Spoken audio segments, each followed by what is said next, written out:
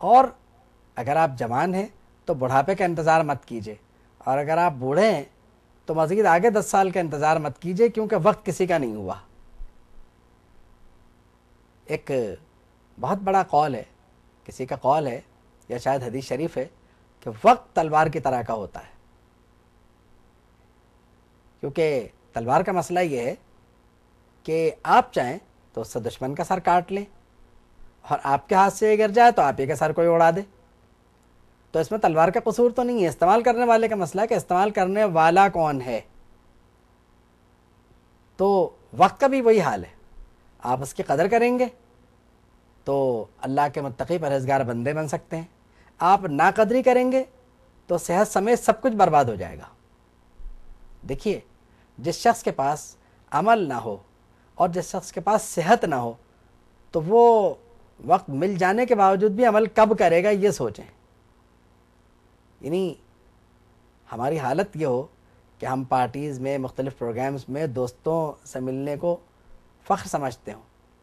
ٹھیک ہے، میل ملاقاتیں بھی اچھی چیز ہیں لیکن محدود پیمانے پر۔ لیکن اگر ہم صرف اسی کو انجوائمنٹ سمجھتے ہوں کہ زندگی میں اصل مسرت انہی ذرائع سے حاصل ہو سکتی ہے، تو یہ ہمارا دھوکہ ہے۔ اس لیے کہ یہ سب چیزیں ایک وقت پہ ساتھ چھوڑ جاتی ہیں۔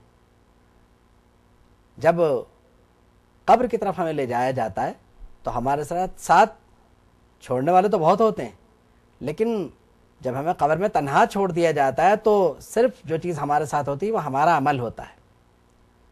تو ہمیں اپنے عمل پر توجہ زیادہ دینی چاہیے، اس لیے کہ مومن کا تھوڑا عمل بھی اس کے نجات کے لیے وسیلہ بن جاتا ہے۔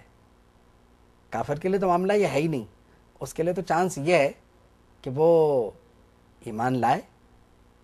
اگر وہ ایمان لے آتا ہے تو وہ تو ہم سے افضل ہو جائے گا اس وقت میں، اس لیے کہ جو شخص حالت ایمان میں بالکل بے گناہ ہو تو اس کی تو بات ہی کیا ہے۔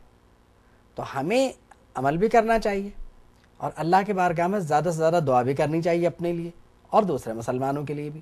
اور سب سے بڑی بات یہ ہے کہ دعا بھی اگر ہم کرتے ہیں تو بہت کم ایسا ہوتا ہے کہ اپنے لیے دعا مغفرت کرتے ہوں، یعنی دوسروں کے لیے دعا مغفرت کرتے ہیں، نہیں، اپنے لیے بھی کرنی چاہیے کہ اللہ ہمارے صغیرہ کبیرہ گناہ معاف فرما، کیونکہ ہمیں کیا پتا کہ انجانے میں ہم سے کوئی کبیرہ گناہ سرزد ہو گیا ہو۔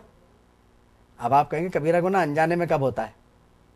آپ کے ذہن میں خیال آ سکتا ہے کہ کیا کوئی شخص انجانے میں شراب پی سکتا ہے؟ یقیناً نہیں۔ اور گناہ کر سکتا ہے؟ نہیں۔ کبیرہ گناہ کی تو اپنی لذت ہوتی ہے، اس پر تو مطلع ہو کہ انسان گناہ کرتا ہے۔ بات آپ ٹھیک کہہ رہے ہیں، لیکن ایسے کبیرہ گناہ ہو سکتے ہیں جن کا انسان کو شاید علم نہ ہو کہ یہ کبیرہ گناہ ہے، مثلا تکبر، حسد۔ اگر یہ کبیرہ گناہ ہیں بھی تو شاید انسان اس کی طرف توجہ نہیں دیتا، مگر ایسے گناہوں سے بھی مغفرت مانگنی چاہیے کہ اللہ ہم سے انجانے میں بھی، یعنی کوئی ایسی غلطی نہ ہونے پائے جو ایسے گناہ میں تبدیل ہو جائے کہ جس کا معاملہ یہ ہو جائے کہ ہماری پکڑ ہو جائے، ہماری گرفت ہو جائے، ہمارا چھوٹنا مشکل ہو جائے۔ دوسری بات اس موقع پر جو آپ کے ذہن میں ہونی چاہیے وہ یہ ہے کہ صغیرہ گناہ بھی کبیرہ کی شکل اختیار کر جاتا ہے اگر اسے بار بار کیا جائے۔ تو بہتر یہی ہے کہ صغیرہ سے بھی اسی قدر احتیاط کرنا ضروری ہے جتنا کہ کبیرہ سے گناہ، جو معاملہ ہے کبیرہ کا، جتنی احتیاط اس سے ضروری اتنی ہی اس سے بھی ضروری ہے۔ تو ہر بری عادت اور ہر برے اخلاق کو، یعنی اپنے آپ کو، خود کو جو ہے اس سے وہ دور رکھنا چاہیے، اور اللہ سے یعنی ہر سلامتی کی دعا مانگنی چاہیے کہ اللہ ہمیں ہر گناہ سے محفوظ رکھے اور ہر برائی سے سلامتی دے۔ وآخر دعوانا ان الحمد للہ رب العالمین۔